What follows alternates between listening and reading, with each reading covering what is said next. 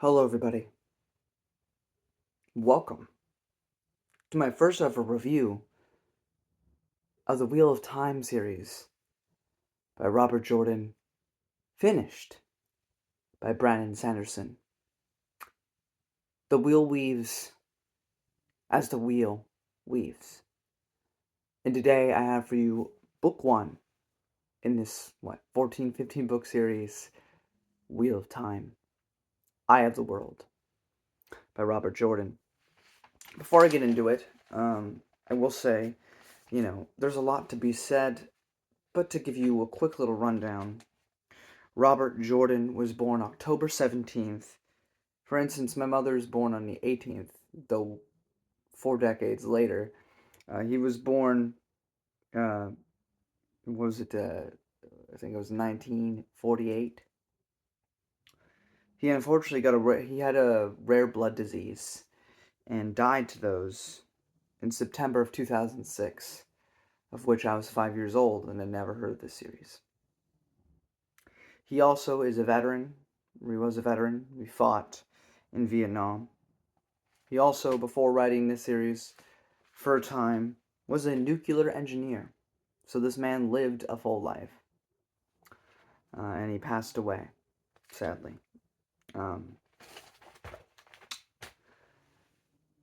I wanted to recognize him and the contribution he's made. As of this recording, there are 3 seasons out of the Amazon Prime series, The Wheel of Prime, as many have dubbed. I'm just kidding.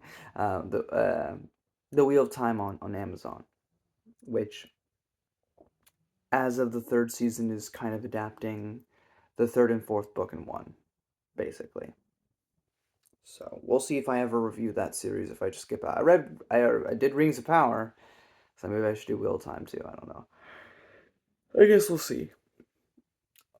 But I'm really excited to get into this because when I did Malazan, Book of the Fallen, I did not get too many comments, but there were those who did show up who were such big fans of it, and they were very excited for me to get into it. I, for 2 years on the internet space, on YouTube, reviewed the Star Wars Expanded Universe, which was a collection of novels, short stories, young adult novels, video games, RPG guides, and so much more, and even TV shows and movies that were, within George Lucas's era before Disney bought the rights, were all, from 1977 to 2014, were all meant to be congruent and canon to us. Maybe not to George Lucas himself, but for us, the consumer, it was meant to be official continuity. And then Disney bought the rights and went, none of that stuff matters, we're doing new stuff.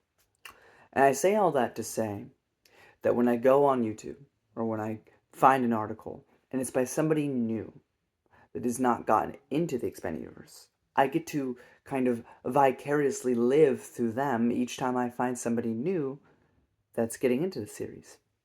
Which is why I always try to encourage those who I meet to, either tell me about it, please, or to make their own YouTube videos.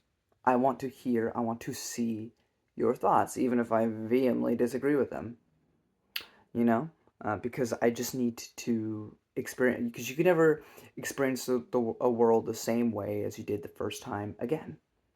Of course, with Wheel of Time and Malazan as 2 good examples, they are a series that, while you'll never be able to read it the same way the first time, it actually is beneficial because reading it on a reread is a different experience. But all that to say, I have heard through the grapevines of the internet, not that I'm the biggest YouTuber or that every single person that enjoys the Wheel of Time will ever find this particular video.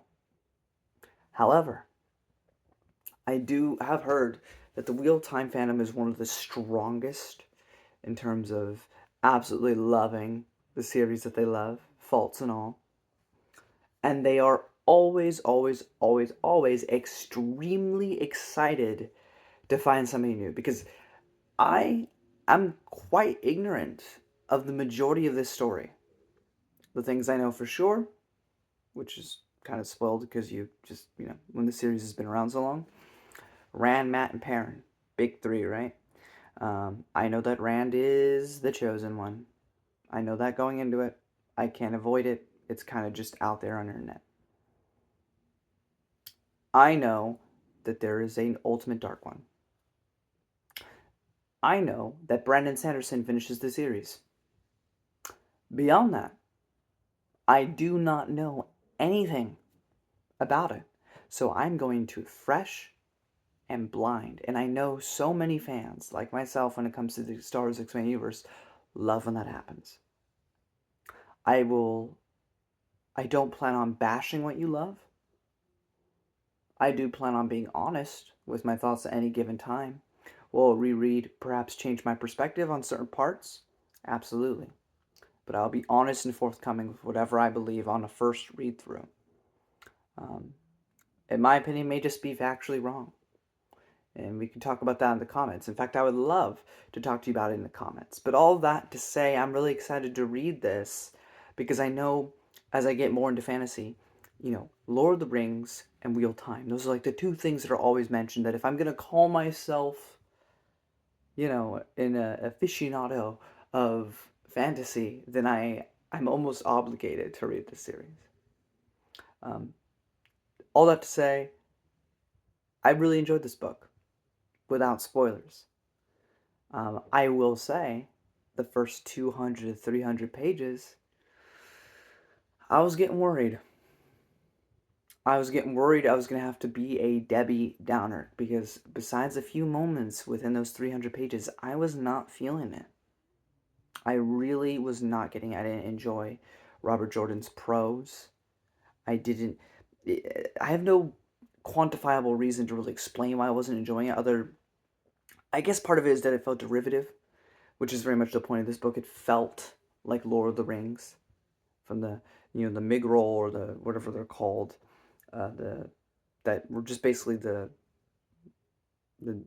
basically the race or the Nazgul from Lord of the Rings to the Trollocs, which are definitely unique, but are also, for all intents and purposes, orcs.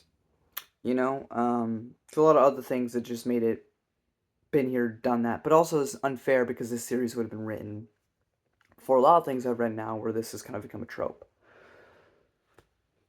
But I wasn't feeling it. But once everybody got separated and we got Perrin with the wolves and Matt's going crazy and more stuff's going on with Rand and you meet certain characters, it really started to grow on me and I really started to fall in love with the story.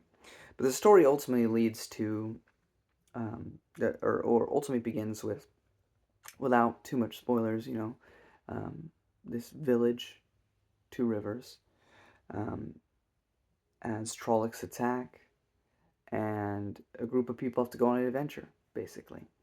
Um, and this series deals a lot with the Chosen One sort of like trope and tries to subvert that. And Rand is very much a character that is very stubborn, extremely much so, and you know doesn't want to have. He just wants to go back home. Which, while you can make a similarity to other things, like I guess Star Wars, but the difference with Star Wars and living on that farm planet was that Luke always hoped for more. He didn't want um, his farm life to be it. Whereas most of the main characters in here, like from Matt to Perrin to Rand, they kind of just enjoy their life and want to stay where they are. Um, Also, I was kind of doing a mantra for a bit that Rand is bland, and I still kind of follow suit with that because he's not the most interesting. But I know in saying that that's going to make people upset. But I'm sure by the end of this series I'll love him. I'm just saying, as this book stands on its own with no other context, he's just fine. But the most interesting characters to me were either some side characters or Perrin in terms of the main group was probably my favorite. I really like Perrin so far, even though I don't know that much about him. But the potential there with the wolf stuff is really cool. But um, I'm trying to do a non spoiler. I don't know how well of a job I'm doing, but they have to go on this adventure. They get separated at some point. They eventually come back together. Um, Stuff ensues. Um, Rand confronts the Dark One. and the series ends with very much more to come. And that's about it, non-spoiler. I did a terrible job. I say the pros are pretty simple. They're not anything. They're no Malazan Book of the Fallen, mind you. Um, but they're better than others for sure. It's definitely not like a C writing. It's definitely like a B or an A in terms of writing. There's no particularly poetic dialogue or anything, but there are well constructed sentences in there and phrases which are really kind of will stick in the brain. You know, the wool weaves what it weaves. You know. Um, Also, the focus on female characters, which is a bit mixed in terms of also comments that men make about women. But I guess that's par for the course in real life too. Not that it's anything negative per se, but it is interesting. Moraine, I don't really have a firm grasp on, and I know that's kind of the point. We don't get too much of her POV really at all. We have her talking to other people, but we don't really get her perspective. So she's probably the most mysterious. But in terms of what she's done so far, she's done more good than bad, in my opinion. So I definitely am more of a Moraine is a good person as far as book one is concerned, and I'm glad she was there to help these kids out. And I guess that's another thing to say before I get into spoilers is simply that I liked all these characters, but I didn't love all of them. Now, of course, a lot of people love these characters. I don't think that's really due to the first book, though. I think that's due to a culmination of the series as a whole, which is fair enough. But I don't think this book on its own is an emotional powerhouse. In fact, I was pretty devoid of strong emotion one way or the other for most of the book, with a few exceptions. Um, but nothing that really grasped at my heart. But it was good. It was fun, and I'm really excited to see where the series go as it morphs more into its own thing and stops being a sort of love letter to Tolkien. Well, that's nice, and we all love Tolkien, and we appreciate that. I'm very much looking forward to where this series heads into and what it turns into once Jordan feels free to kind of just do his own thing completely and utterly, and what that's going to look like, and how much more I might enjoy that. So, as far as book one is concerned, I wouldn't say The Eye of the World has made me a fan of the Wheel of Time, but it has made me interested in what else there is to offer, and to just see the phenomena and understand why people are so devoted and in love to this series. With that, I'm getting to spoilers. So, if you're someone else like me who has never read The Wheel of Time before, maybe you saw Wheel of Time on Prime and were like, I want to go read the books. Do I recommend book one? Yes. If you're 300 pages in and you feel like this sucks or you're kind of bored, stick with it. Stick with it. It gets better. Maybe you'll love it the moment you open it. But in case you don't, coming from someone who didn't starting it, please continue. Um, at least read this first book, see how you feel. For those of you, all of you, most of you, who have read this series before and are here to see somebody new talk about it, you can stick around. Or if you just don't give a damn about spoilers, you too may stay. But I'm gonna get into spoilers now if you don't want that. I mean, the series has been out since the 90s, but if you don't want that, now's the time to go. As you'll notice, my notes are kind of scatterbrained. We have Egwin, who's a female character in this. We have. I just started writing down names. Some of these don't matter in terms of this book. Maybe they'll matter in a different book. But Kenny, Keney, Kenny. I don't know how else you would say that. Ahan. I don't know. Ahan. Wrote that down just in case it mattered. Um, we learn about the circle and the wisdom a little bit. We hear these names mentioned, but we don't know too much of what that actually means. We meet Rand and Perrin. We meet or we learn that Rand's mother died when he was young. We meet Matt, but that's with one T, not two. We learn about Trollocs, which are these sort of like, I guess, Minotaur sort of situation where you have like human bits a little bit. It sounds like it doesn't necessarily like look human, but like it's humanoid, and they got like wolf's heads, or they got different animal heads, or like so, or like yeah. So Trollocs, interesting thing. We also hear about an age of legends in the past. Um, Now, I did see this in another YouTube video. Um, there is this idea, I don't know how explicitly the series gets into it, but that the Wheel of Time is actually a fantasy set in our future. In the sense that in the ancient past, it was actually the present now, here. Because there are certain things that are a little bit hinted here, and I kind of had to read into that. I don't know how much people are actually reading into that, or if that's actually a thing in this series.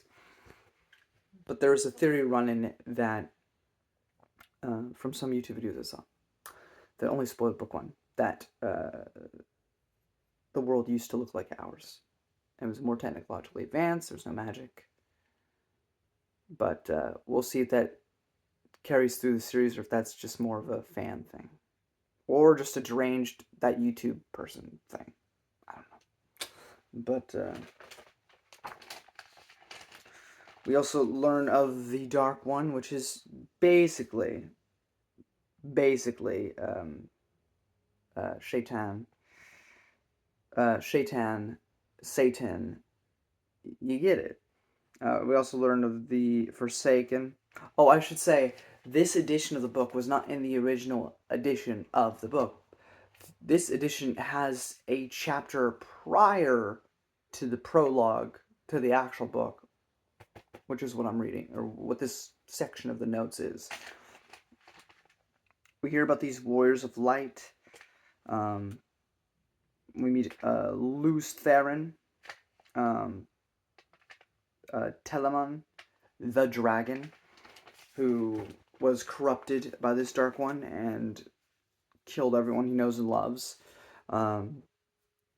Because it seems to be that the dragon keeps getting reincarnated again and again, like the Avatar or Buddhism or Hinduism and all that stuff.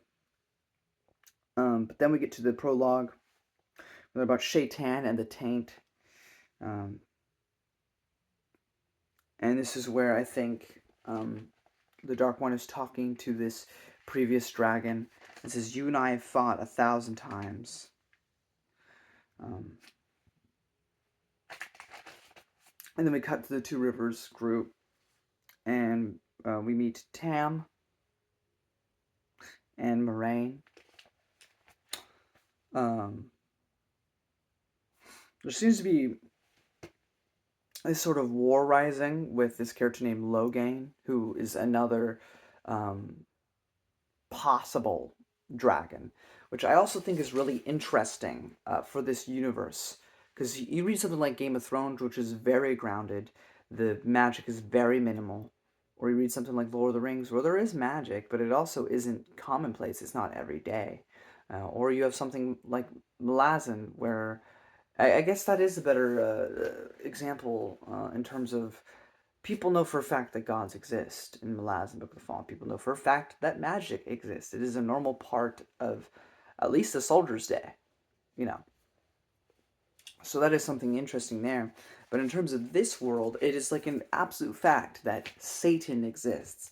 We don't get too much talk of God per se, but we do get this kind of not God, but this sort of ultimate power of this wheel, of the wheel of time and the wisdom, and which is kind of the magic.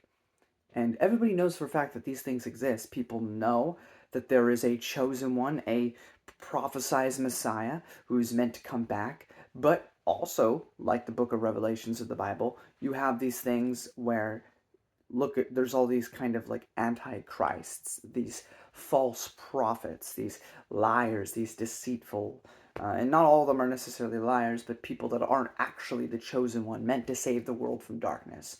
And so you have this with Logain, who is, you know, so what I mean by this is because every common folk kind of knows about this to some extent, everybody's quick to dismiss and be skeptical of it, you know?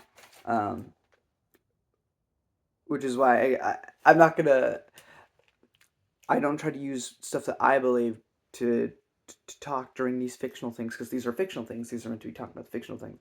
But it is a sort of similar case, right? Where, um, and I'll get off this topic fairly quickly, but, when people talk about, like, Jesus and the resurrection or something, and, people say, well, if this guy can come back from the dead, why don't we all come back from the dead? There's no scientific proof for it. But kind of inherent in that is that, well, of course it only have to happen once. I mean, if my Uncle Jerry here is waking up next week after dying, then it wouldn't make that a moment very special, would it? Right? But then people are skeptical because they only see it once. But if they saw it all the time, they wouldn't think anything special about that instance. So there's this kind of catch-22 where it is a verifiable fact that this dragon reborn that is a thing that happens, but nobody really believes it when people claim to be it, because a bunch of people claim to be it, you know, and some of them do have, abilities to back it up, right? But how do you prove that? When the reincarnation happens all the time, but many people who aren't claim to be. So there's a lot of skepticalness going on in this book, and that's all I was saying about that. I just find it interesting because all these things being absolute fact in this universe. But yeah, there seems to be some sort of war, like minor skirmish going off far off from this little village. Um, we also, I forgot to mention, the story begins as well with Rand and his friends seeing some sort of dark cloaked figure in their village, and no one really believing them, except that the adults absolutely do believe them. And Rand's father discusses calming everyone down and not to cause too much of a panic. Trollocs attack the village pretty early on in the book, and so this is kind of what makes our main characters have to spring into action, right? We also know that Trollocs have night vision, um, which is kind of terrifying because you don't. But they can be temporarily blinded by light, which is cool. Rand also manages to kill one. So the Trollocs seem to want men of a certain age, or just specific men, as the book will later go on about. And so we get this big quest to get to Tar Valon, which is where I haven't said it yet, but the Aes Sedai are. The Aes Sedai are this order of woman, I think, specifically woman, group of magic users. We have the Madrigal, I don't know how to say this word. You're gonna have to correct me in the comments. But they're basically the Nazgul, and there's a big chase scene that happens. They end up eventually at this old, like, city or kingdom that is no longer, and this is something else that the series is beginning to show me. And yes, I have heard this in podcasts. Leave me alone. I probably shouldn't be listening. I should just go in blind. But I do want to have some sort of something to say, beyond just like, oh, that was cool, or that was dumb. But there is very much like, and I noticed it regardless before I listened to anything, but there's this decay of the world that's been happening for a long time. You can see this through different places in the story, where there are places that are just kind of barren. I mean, there's people living there, but there's no civilization there necessarily. And this is a place like a huge city, like imagine like a huge city somewhere that you know of where you live, doesn't matter, and there's just nobody living there. People don't want to go there. Even Trollocs, you're going in there because you have wisdom, you have the Dark One magic, and you have human evil, where they try to beat the darkness with darkness and make something equally as terrifying, I guess. But they end up in Shador Logoth, which is an old abandoned city.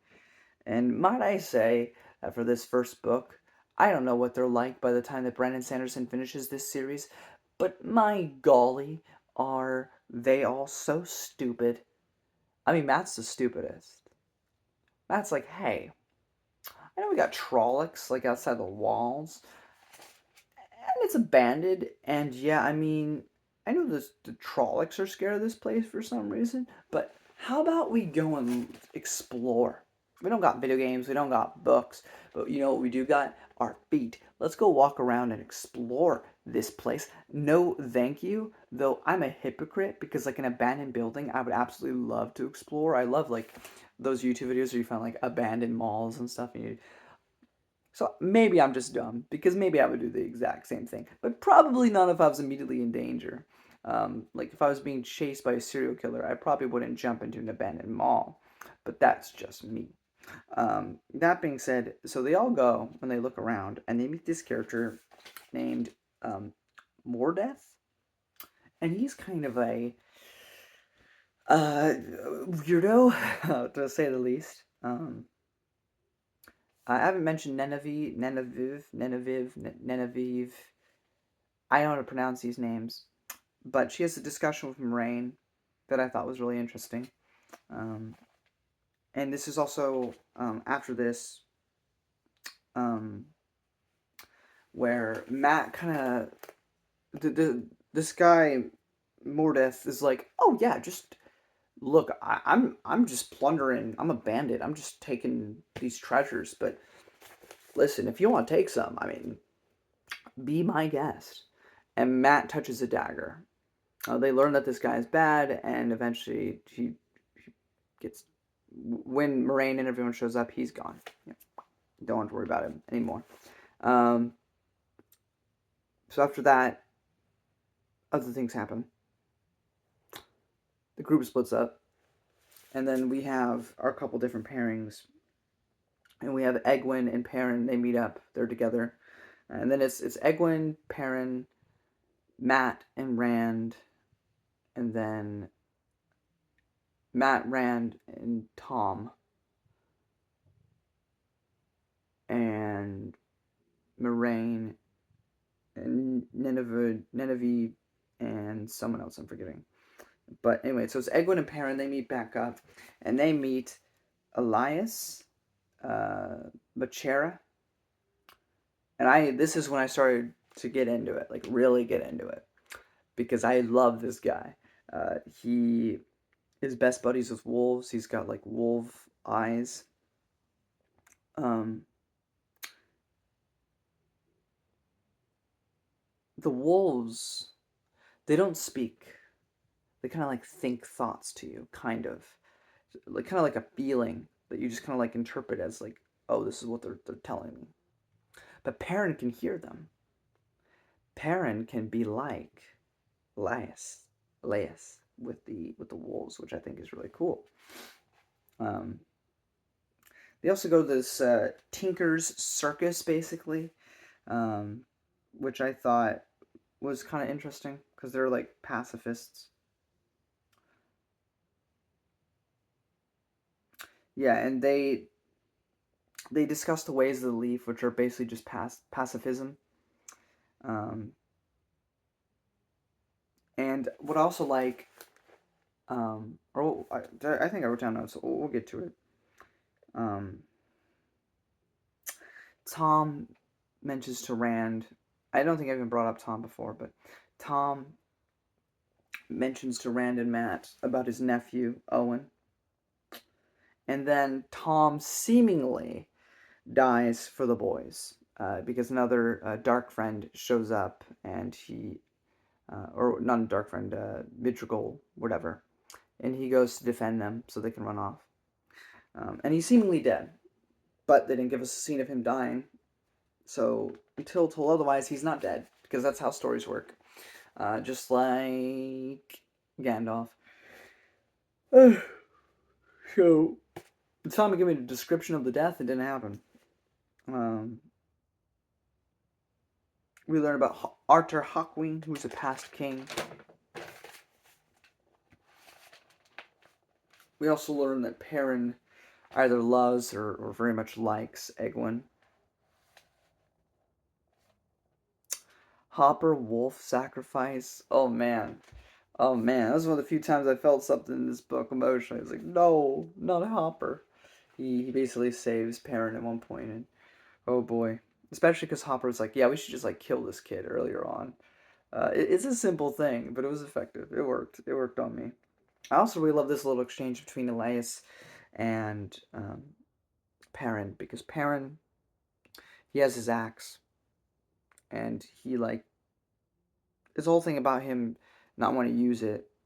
Um, and Elias is like, you're gonna need to use it, but so long as you hate that you have to use the axe, continue to use the axe. The moment you don't hate what you do with that axe, like killing people, is the moment you should toss it. And I thought that was a really powerful part of the book. Um, Perrin and Egwene meet up with the Children of Light, and they meet a guy named Lord Captain Bornhold and Boyer. Um, um, and I really enjoy that scene too, where they're kind of being hung up and they're trying to lie to the Children of Light, and it just completely utterly fails. And yet, despite that, the Lord Captain is still quite respectful to them, which I love characters that feel a little bit more nuanced and layered, and he definitely did to me. So I thought that was a good scene. And then we also meet Gode and Tom and Queen. Right, so sorry, I'm a bit scatterbrained. Tom, Rand, and Matt make it to this inn in Four Kings, and the owner of the inn used to be friends with Tom, and Tom used to have a romantic relationship with the Queen. That's all I was trying to say there. And then, while they're staying there, we meet my absolute so far favorite character in this entire series, which will probably change, but as of book one, my favorite character of this entire book shows up, which is Loyal. I don't know how you pronounce that name, but the Ogier, who I absolutely love and adore. Like the writing for him is exquisite. Everything that Jordan writes that comes out of this character's mouth is like cinema. Like cinema. Like I love this guy. I love this guy. I hope he's in the majority of this series. I love him. He's amazing. Give me more of him, please. I love this guy. Um, I love how he's like, can people stop being racist, please? Because everybody calls him a Trolloc, which I think is really funny. Um, Rand wants to go see, because Logain's in the city, and he wants to go see like what all the fuss is about, because he's kind of like giving speeches and stuff, I think. So he's trying to go look at him. He climbs this wall. What he doesn't realize is he's climbing the wall to the castle, to the royal place of the queen, and he falls off and lands in the garden area, I think, where he meets two characters, Gawain and Elaine, um, who are brother and sister, um, heirs to the throne, I suppose, or I guess Elaine is heir to the throne, and Gawain is going to be there to, be her right hand man, I suppose. Um, and their scene also, this is when I was finally like getting engaged. I was really getting into it, and I really enjoy those characters as well, and the immediate kindness displayed, um, where we have this like I think he's like a cousin or something, or maybe an older brother. I forget what they said, but Galad, terrible name by the way. Anyway, he's a little piss baby. He goes off to run off and tattletale, right? So the guards come, they're gonna hurt Rand, and they vouch for him, so he ends up having to talk to the queen. But I also thought was interesting about this little section is as Rand talks to these characters, we learn more. We get to get a sense of the vastness of this world, because the two rivers that he comes from is so far off and unimportant that they haven't sent tax collectors in decades, right? So technically, the two rivers is within the boundary of this kingdom of Andor, I think it is, right? Um, but because they're so small and insignificant, and because this is also like a medieval Renaissance sort of time period, or at least in the style and vibe, um, you can't just text or email them. You can't fax anything, right? You'd have to send like a letter and a raven or a horse rider, but it's so far off that they just let them be. They don't even they ain't paying taxes in the two rivers. Maybe I gotta go live there because I am paying taxes and I don't get it. Um, but so that was interesting. I also enjoyed this little quote. Once everything's settled, Rand talks to the queen. She's convinced to let him go, and they walk him off to the gate, and then they turn away. And there's this quote that says, "We don't watch guests leave. The pleasure of the guest company is the point to remember, not the sadness of their parting." Um, Matt seems to be cursed by the dagger he picked up earlier, and this is when all the stories kind of converge. They meet back up, and then Rand gets cured, or at least somewhat cured, or at least pushed far back of whatever is causing him affliction.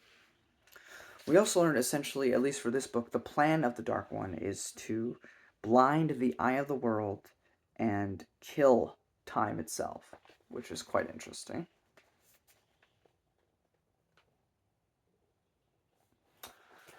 A loyal, whatever, he knows about these things called the ways, which are like these sort of like passages. It's like sort of like in between place to get to places. It's an interesting thing. And they meet this character named the Green Man, and basically this leads to this final thing between Rand and the Dark One. Well, the Dark One again tries to convince him to join him, even showing him his dead mother as, this sort of temptation. And Rand, basically says, be gone, Satan, as Jesus did in the wilderness, So you get that sort of parallel. And so um, the Dark One is not defeated in this particular plan and phase, but far from dead. He's still definitely around and will be a continuing problem for the rest of the series. But that's kind of where things end. We also, I didn't mention it, it's not that big of a, but like Padan Fan, or how the fudge you say that name, he was apparently a dark friend. He's the one that helped get the Trollocs over to the Two Rivers back to me. I don't really care, but that was another revelation if you didn't realize that, which I kind of already did. Um, but yeah, and then the book kind of ends. I'd have more to say, I suppose, if I was, talking with someone else about the series, but it's just me by myself. I write down notes that I either, think are explicitly important or things that I find interesting. But that can sometimes make me be a bit scatterbrained and make it a bit hard to have a congruent thought. And there's also numerous videos on the Wheel of Time, so I'm not saying anything new or particularly interesting. But I do know I'm new in sense of reading this series and giving you my fresh perspective as someone, who was born in 2001, never even really heard about this series until I started getting into fantasy, and in the Wheel of Time Amazon show was coming out. So I'm quite blind and ignorant of most of these things. Um, sadly, Robert Jordan, you know, if I end up loving the series, I'll never get to say hi to him, at like a convention. I was 5 years old when he, unfortunately passed away. Um, but I'm really looking forward to the rest of the series, though. Robert Jordan has definitely made me intrigued to see more, and I hope to become a big fan real fast. Um, and this is also such a great gateway as well, because I figured, once this series is completed, well, Brandon Sanderson finishes it, well, he's got his own stories, so finally get on those, which everybody talks about as well. So definitely much in the works for the coming years to come if you want to hear some random guy on the internet talk about books, you know. um, but if you've read these before, Of course, I want to know what you thought of this first book, but no spoilers for future books, please, in the description below. Or if you're going to put spoilers, they have to be very vague. I can't know what it means. And let's talk about this book, because I'm sure many, many, many of you love this book, and I want to know what you think of it. I want to know people's thoughts, and I want to have a dialogue and talk about this book, because it has definitely made me excited to read more, at the very least. And yeah, I'm excited to go on this journey, and I hope some of you will come along with me to see it. If you like fantasy, I got you covered. I got Malazan. If you like sci-fi, I'm trying to read more sci-fi. I've also read the Star Wars Expanded Universe in depth for 2 years, and I'm doing a podcast where I'm going through the entire thing in publication order with friends, so if that's something that interests you. And I do plan on reading other things like Realm of the Elderlings or Janny Wart's The War of Light and Shadows, and Joe Abercrombie, and so much more. So if any of that sounds intriguing to you, then this is definitely the place to subscribe to. But thank you all so much for watching. If you enjoyed this video, give it a thumbs up. Sharing helps out a mighty ton. And I will see you with Book 2 of The Wheel of Time by Robert Jordan, The Great Hunt. Till then, the wheel weaves as the wheel weaves. Bye-bye.